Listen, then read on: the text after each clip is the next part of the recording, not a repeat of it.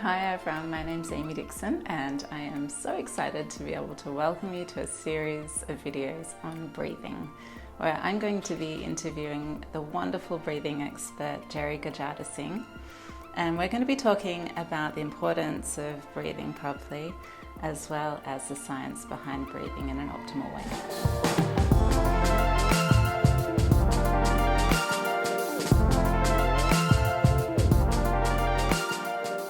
Breathing is something that I studied since I was a child when I first started playing the saxophone, and the way I breathe has the most enormous impact on the sound that I produce and every other element of playing the saxophone. So it's something that I've thought a lot about. But over the years I've come to realize the impact that the breathing exercises I do for playing can have on the rest of my life.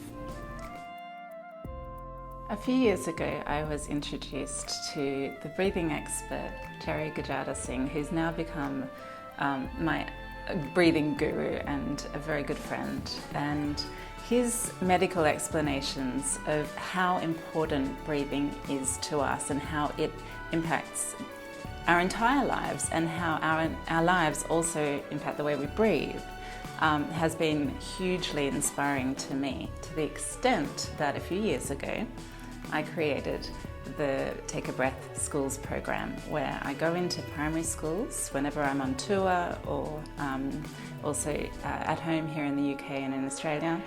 And I teach the children what we call relaxed breathing techniques. And we teach them that so that they can develop a resilience to stress and anxiety.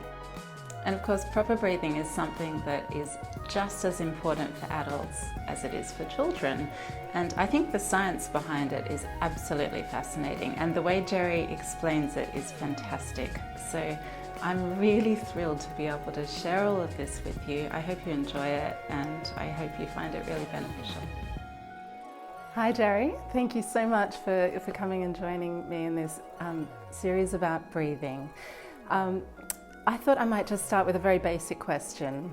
Why is it so important that we breathe well? I probably use the word optimally. Okay. The problem about words like well, it's like sort of judgment. And you're starting off sometimes in a way you're thinking, well, if I'm not breathing well, I must be breathing badly. And I think optimal, it's a bit of a mouthful, but it's a good word. And I think the important part of it is really if a person's breathing in an optimal way, it's really positive for both mental and physical well-being. That's the main part of it. Then we're looking at, well, what's the effect of breathing in an optimal way?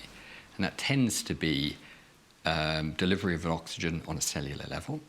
People know about oxygen. We're going to explain a little bit more about it later.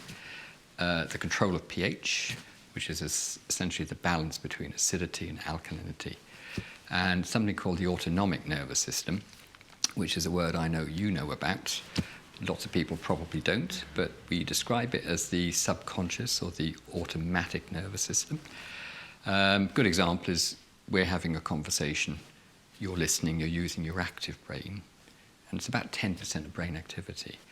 But your subconscious brain, or your autonomic nervous system, is actually working about 90% of your brain activity. So it's a big number. And the reason why it's such a big number, it has to control every single thing going on within you.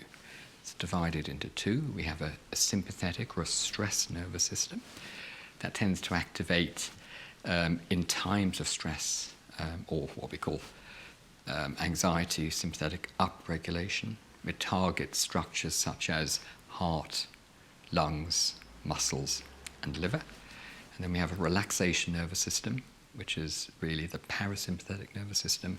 That's more to do with digestive function, certain hormones, and the immune system, very topical at this point of time.